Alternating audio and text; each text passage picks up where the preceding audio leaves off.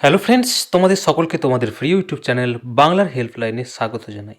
এই মুহূর্তে আমরা একটি গুরুত্বপূর্ণ ভিডিও নিয়ে হাজির হয়ে গেছি। এই ভিডিওর মাধ্যমে আমরা আলোচনা করতে চলেছি আসন্ন ডাব্লিউবিপিএসসি ক্লার্কশিপ যে ফাইনাল কাট অফ সেটা কত যেতে পারে।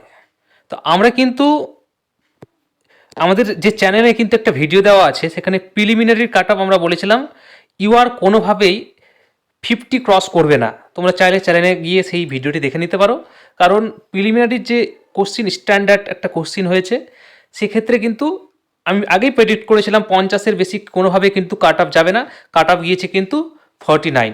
তো সেক্ষেত্রে তোমাদের অনেকেরই কিন্তু এই পরীক্ষায় একটা হিউজ পরিমাণে ক্যান্ডিডেটস কিন্তু পাস করেছো, কোয়ালিফাইড করেছো প্রায় 89,000। তো এখানে কিন্তু ভ্যাকান্সিও কিন্তু প্রায় 9,000-এর কাছাকাছি। তো এক্ষেত্রে কিন্তু আগামী 28 তারিখ কিন্তু মেইন পরীক্ষা, সেটা কিন্তু পশ্চিমবঙ্গের বিভিন্ন ডিস্ট্রিক্টে কন্ডাক্ট হবে। তোমরা কিন্তু সকলে এই পরীক্ষার জন্য প্রিপারেশন নিচ্ছ, কিন্তু তোমরা জানতে চাইছো যে একটা সেফ স্কোর বা একটা সিট কনফার্ম করার জন্য একটা ফাইনাল কাট অফ কত যেতে পারে। যদিও পরীক্ষার আগে, ফাইনাল পরীক্ষার আগে কিন্তু কাট অফ নির্ণয় করা যায় না, তবু আমরা বলবো যেহেতু প্রিলিমসে কিন্তু একটা স্ট্যান্ডার্ড কোশ্চিন হয়েছিল, সেই বেসিসে কিন্তু এবারে আমরা দেখিনি যে 2023 ক্লার্কশিপের ফাইনাল কাট অফ কত যেতে পারে। আমি খুব অ্যানালাইসিস করে কিন্তু কাট অফটা বের করেছি।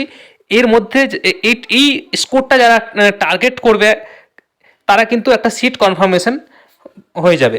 তো সেক্ষেত্রে তোমাদের বলে রাখি, তোমরা যদি এই নাম্বারটা বা তার বেশি রাখার চেষ্টা করো, তাহলে কিন্তু তোমরা ক্লার্কশিপে একটা ভ্যাকান্সি পাবে।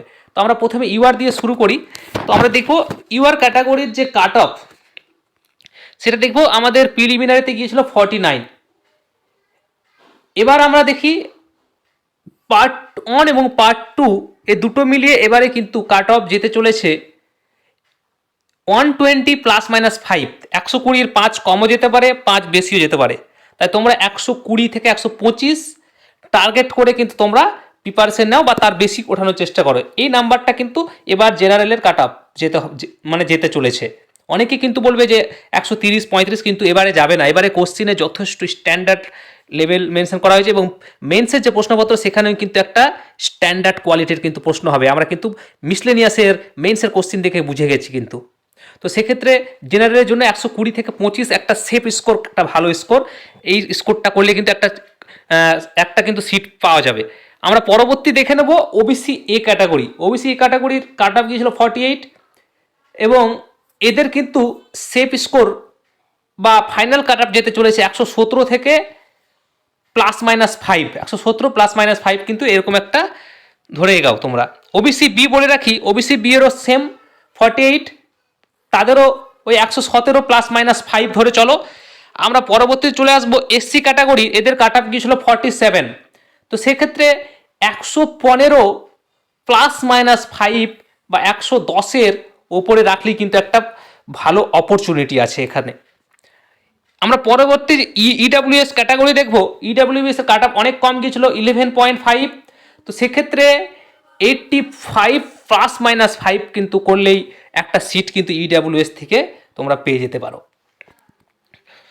এসটি ক্যাটাগরির দেখি আমরা। এসটি ক্যাটাগরির কাট অফ ছিল 29 এবং তোমরা যদি 100 প্লাস মাইনাস 5 করো, 100 প্লাস মাইনাস 5, এই স্কোরটা তোমাদের জন্য একদম সেফ স্কোর। এই স্কোরের মধ্যে তোমরা রাখতে পারলেই কিন্তু তোমাদের একটা সিট কনফার্ম।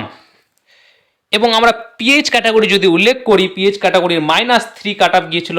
তো সেক্ষেত্রে 65 প্লাস মাইনাস 5 এবারে কিন্তু পিএইচ ক্যাটাগরির কাট অফ যেতে চলেছে।